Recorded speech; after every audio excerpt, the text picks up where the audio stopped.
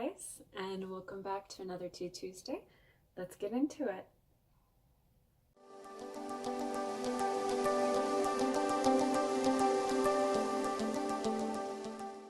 So this week, I know it was supposed to be last week, but this week I'm going to talk about what is an apartment in Korea, or apartment. I've talked about Officetels and I've talked about villas before in my previous two videos. So this one's going to be about apartments specifically in Korea, okay? And they're different than apartments back home, right? We've been talking about like the different living structures that you can rent here. And an apartment is different from an apartment back home. It's kind of a combo of a villa because it's more space, and an Officetel because it's normally extremely tall buildings, right? Before I said villas are very short buildings, usually less than 5 floors, and they're larger, whereas an Officetel is partially office space and partially residential. Apartments are basically combining those. Plus, like a little mini neighborhood, okay?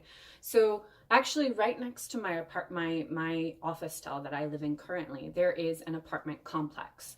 And when I say complex, I mean that there are many different apartments, many stories high, as tall as my building, which is 15 floors.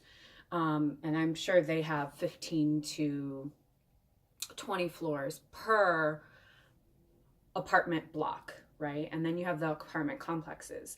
And usually what this entails is you have like a little gated community almost. So there's gates going around it and you have parks inside of it. Sometimes there are elementary schools or a high school very close or in the center of these apartment complexes, oftentimes elementary schools. So the kids from the apartment complex go to the elementary school that's in that apartment block, right? So that is what an apartment is. It's basically a large complex of tall buildings that people live in, usually families, because usually they are larger apartments. I'm talking 2-3 bedrooms. I've seen 4-bedroom apartment complexes before with 2 bathrooms, etc. It just depends on what you're looking for. Now, the benefit of renting an apartment is space, right? You often will only have one neighbor, okay?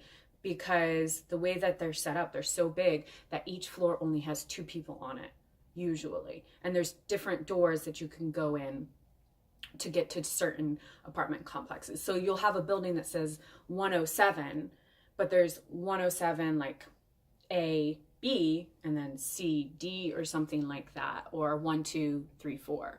And those are different apartments.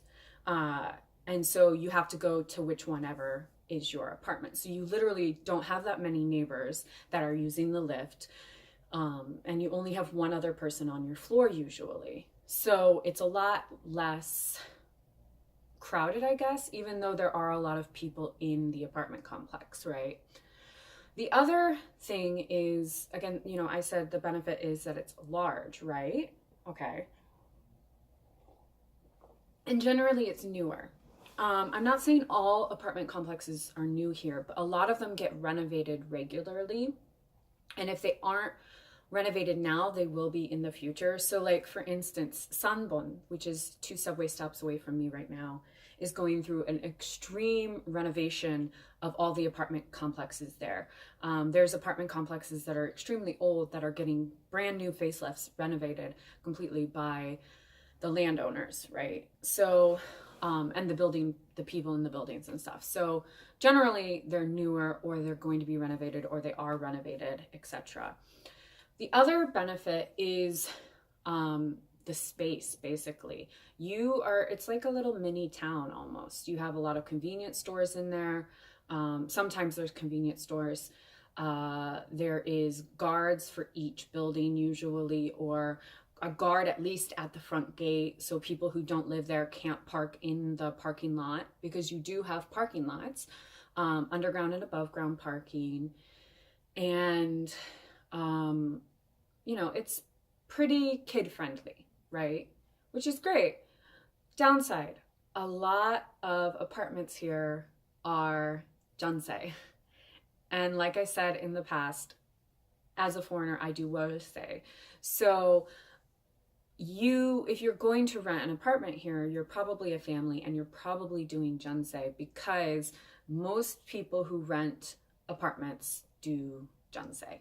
I don't think I've ever seen, no, that's a lie. I have seen one apartment that was wolsei, but it was a one bedroom apartment and it was in a small town. Okay.